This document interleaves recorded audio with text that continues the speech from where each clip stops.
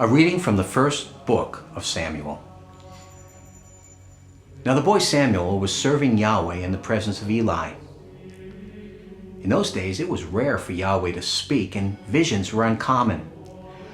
One day it happened that Eli was lying down in his room.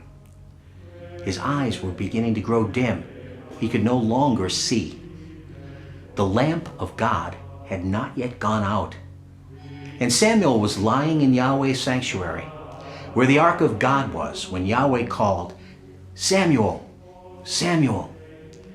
He answered, "Here I am." And running to Eli, he said, "Here I am as you called me." Eli said, "I did not call. Go back and lie down." So he went and lay down, and again Yahweh called, "Samuel, Samuel." He got up and went to Eli and said, "Here I am as you called me." He replied, "I did not call, my son. Go back and lie down."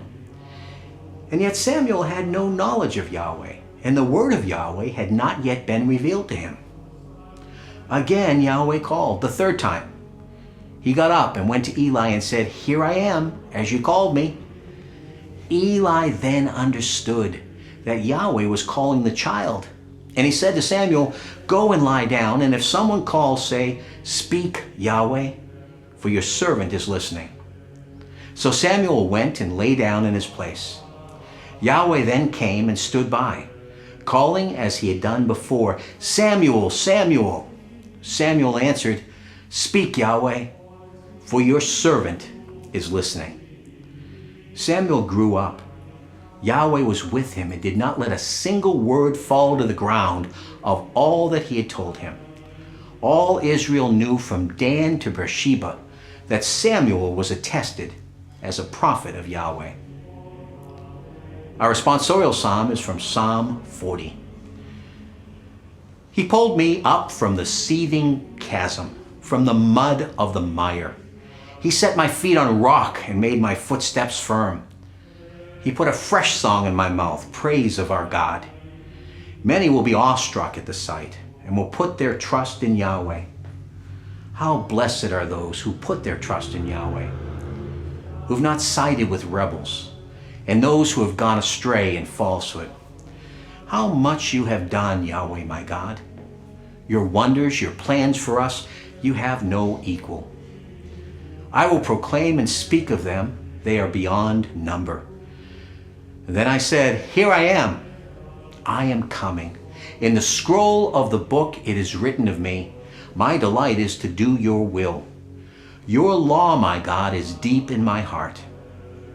I proclaimed the saving justice of Yahweh in the great assembly. See, I will not hold my tongue, as you well know. I've not kept your saving justice locked in the depths of my heart, but have spoken of your constancy and saving help. I've made no secret of your faithful and steadfast love in the great assembly. A reading from the Holy Gospel, according to St. Mark. And at once, on leaving the synagogue, he went with James and John straight to the house of Simon and Andrew. Now Simon's mother-in-law was in bed and feverish, and at once they told him about her. He went into her, took her by the hand, and helped her up. And the fever left her, and she began to serve them.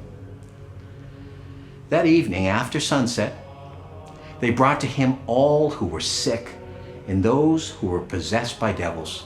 The whole town came crowding around the door, and he cured many who were sick with diseases of one kind or another. He also drove out many devils, but he would not allow them to speak, because they knew who he was. In the morning, long before dawn, he got up and left the house and went off to a lonely place and prayed there. Simon and his companions set out in search of him, and when they had found him, they said, "Everybody is looking for you." He answered, "Let us go elsewhere, to the neighboring country towns, so that I can proclaim the message there too, because that is why I came." And he went all through Galilee, preaching in their synagogues and driving out devils. The Gospel of the Lord.